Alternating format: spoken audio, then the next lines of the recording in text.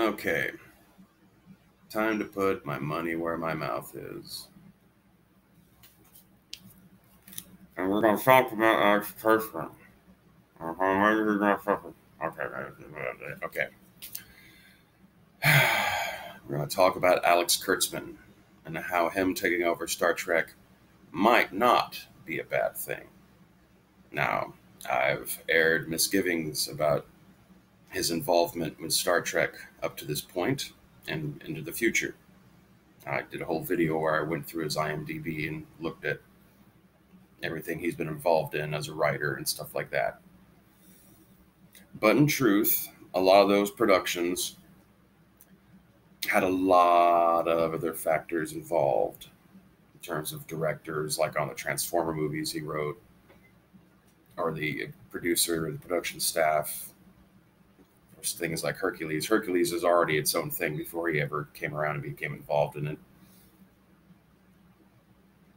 The only two things that are easiest to really pin on him would be like Transformers Prime, because he was just a producer, and especially The Mummy. And I guess that's the albatross around his neck.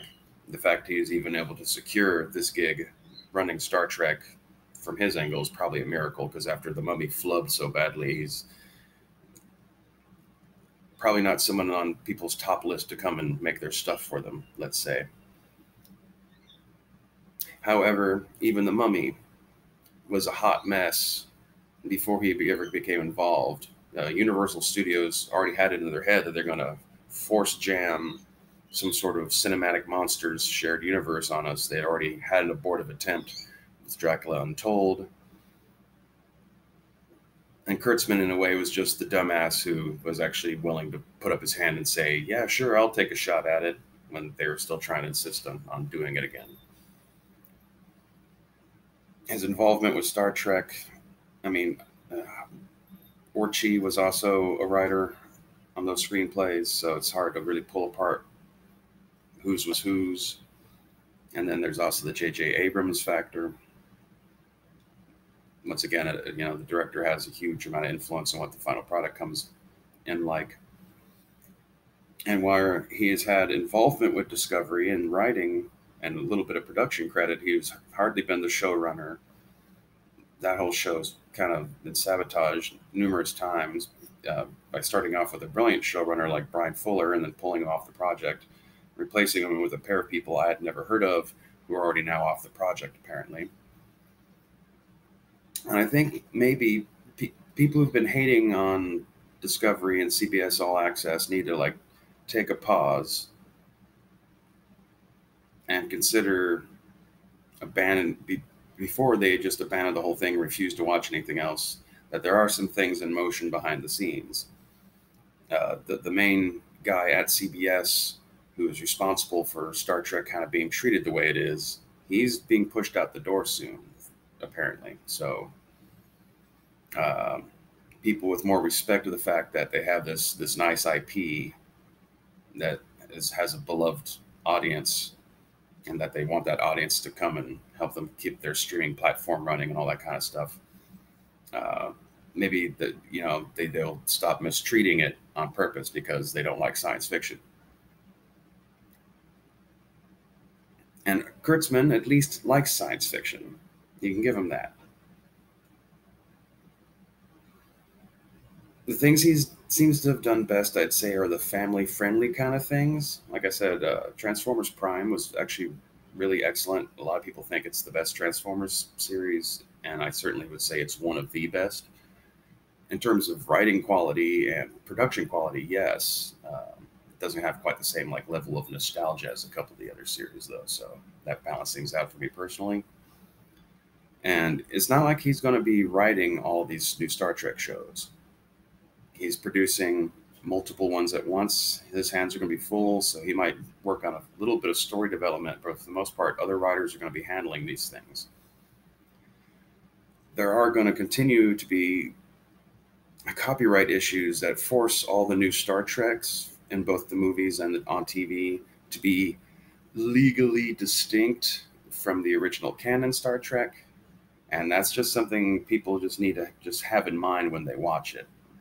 there doesn't really seem to be anything to do about it. All the original creatives are dead or are long pulled away from any rights to interfere with what's going on and have input. It's not their puppet anymore.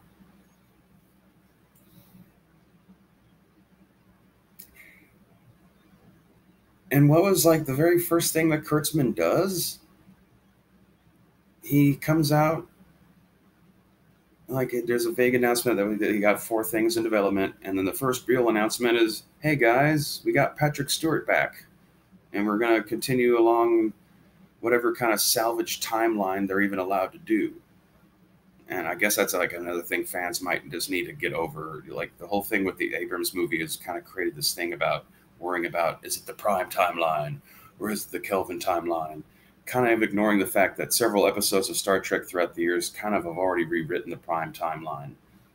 The whole Voyager episode where they go back in time and accidentally start the computer revolution with technology from the 29th century, and Ed Begley Jr.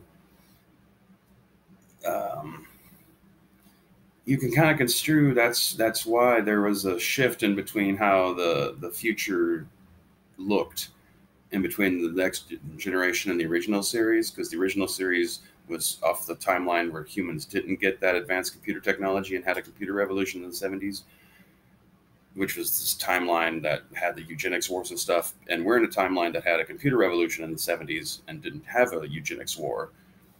And that's the timeline that the next generation is actually an adjusted timeline of, if any of that makes sense. Temporal mechanics.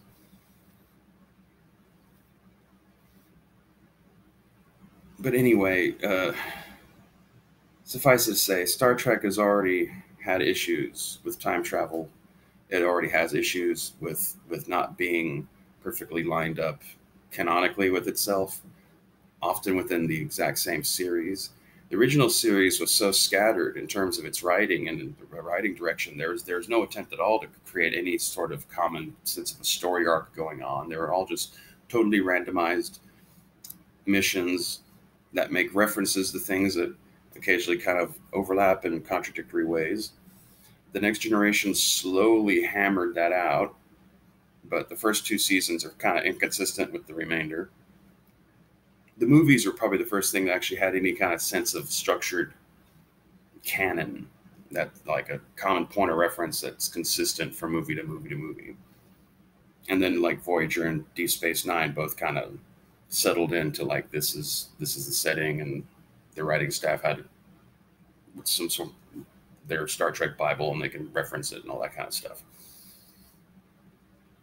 But Enterprise was a little bit off center, but it was supposed to be a prequel, and Discovery is way off center.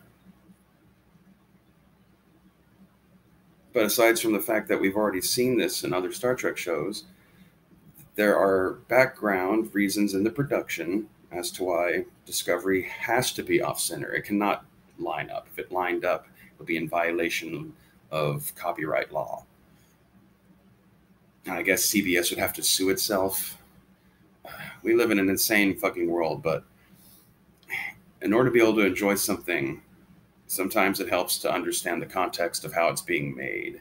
For the same reason why, if you're a fan of the Kickstarter stuff like Star Trek Continues or what Star Trek Axanar could have been but never was, and the pilot for Star Trek Renegades and those other kinds of things, you go in knowing that they have a shoestring budget and are lucky to have any good actors at all, and that the rest of the people are just kind of normal schmuck everyday people who are just zazzed to put on a Star Trek uniform and have recreated a Enterprise bridge set in their garage somewhere as a studio. And yet you're able to look past that and glean from the story what they're trying to say and find enjoyment in it. And so in the same fashion, going forward, hopefully, we all might be able to do that with what's coming down the line with all these new series all being helmed by Alex Kurtzman. So yeah, I guess there we go. That's the best, most positive thing I can put on the idea that Kurtzman is bringing us as much Star Trek as we've already had in live action form. over the course of the next few years, and that CBS is basically going to force us all to have to subscribe just to be able to watch even old Star Treks.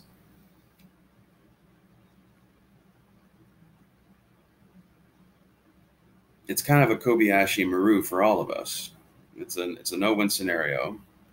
There's nothing we can do that can force them to give us back the Star Trek that we think we want. And there's no legal way for us to make it ourselves, especially since CBS has kind of developed a habit of stopping that stuff down as soon as it's detected. So I guess it's just a test of character. How well are we going to be able to maintain our love of this franchise in the face of the inevitable march of time and change?